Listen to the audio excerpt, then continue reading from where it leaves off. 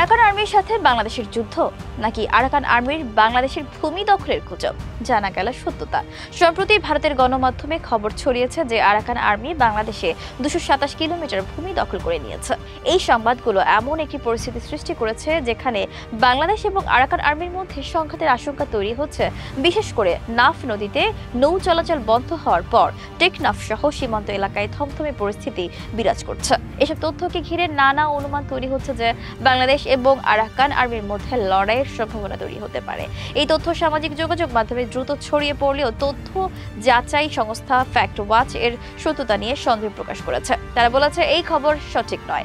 Fact ওয়াচের প্রতিবেদনে বলা হয়েছে আরাকান আর্মি মিয়ানমারের রাখাইন রাজ্যের মংডু শহরের নিয়ন্ত্রণ নিয়েছে, যা বাংলাদেশ মিয়ানমার সীমান্তের কাছাকাছি অবস্থিত। তবে তারা বাংলাদেশের সীমান্তে কোনো ভূমি দখল করেনি। ফ্যাক্ট ওয়াচ এক প্রতিবেদনে জানায় তাদের অনুসন্ধানে দেখা গেছে যে আরাকান আর্মি মিয়ানমারে মংডু শহরের নিয়ন্ত্রণ নিচ্ছে, তবে তারা বাংলাদেশের কোনো ভূমি দখল করেনি। তারা আরো উল্লেখ করেছে মিয়ানমারের গণমাধ্যম ও বিবিসি বাংলার প্রতিবেদনে পাওয়া গেছে যে আরাকান আর্মি বর্তমান মিয়ানমারের পশ্চিম অঞ্চলে জান্তা বাহিনীর বিরুদ্ধে যুদ্ধ চালিয়ে যাচ্ছে, যার মধ্যে মংডু শহরের দখলও অন্তর্ভুক্ত। মিয়ানমারের এই বিদ্রোহী গোষ্ঠীটি সীমান্তবর্তী এলাকায় নিয়ন্ত্রণ নিচ্ছে, কিন্তু বাংলাদেশের ভূখণ্ডে তারা কোনো অভিযান বা দখল করছে না। আরাকান আর্মি মিয়ানমারের রাখাইন রাজ্যের একটি বিদ্রোহী গোষ্ঠী। 2021 সালে মিয়ানমারের সামরিক অভ্যুত্থানের পর থেকে রাখাইন রাজ্যকে স্বাধীন করার জন্য সশস্ত্র সংগ্রাম শুরু করে। এই গোষ্ঠীটির বিরুদ্ধে মিয়ানমারের সরকার রোহিঙ্গাদের ব্যবহার করছে, তবে বর্তমানে এই বিদ্রোহী গোষ্ঠীর বিপক্ষে সেনাবাহিনীও কার্যকরভাবে লড়াই চালাতে পারছে না। এর ফলে রাখাইন রাজ্য এবং তার আশপাশে বসবাসকারী রোহিঙ্গাদের মধ্যে অনিশ্চয়তা বৃদ্ধি পাচ্ছে এবং বাংলাদেশের সীমান্তের দিকে রোহিঙ্গাদের বড় একটি অংশ পালিয়ে আসছে।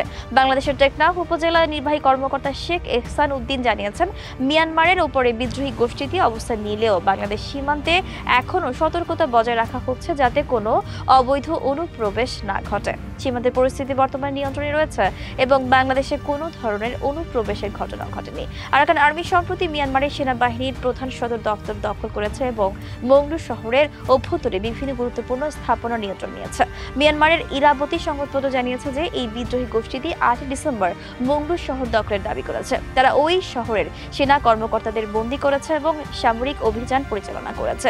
এরপর আরাকান আর্মি নাফ নদীর ওপরে নৌ চলাচলে নিষেধাজ্ঞা জারি করে, যার ফলে বাংলাদেশের টেকনাফ সেন্ট মার্টিন নৌপথে যাত্রীবাহী ট্রলার ও স্পিড বোট চলাচল বন্ধ হয়ে যায়। ফ্যাক্ট ওয়াচ এবং অন্যান্য নির্ভরযোগ্য সংবাদ মাধ্যমের তথ্য অনুযায়ী আরাকান আর্মি বাংলাদেশে কোনো ভূমি দখল করেনি। তাদের কর্মকাণ্ড মিয়ানমারের অভ্যন্তরে সীমাবদ্ধ রয়েছে এবং এটি বাংলাদেশের জন্য কোনো নিরাপত্তা হুমকিও সৃষ্টি করেনি।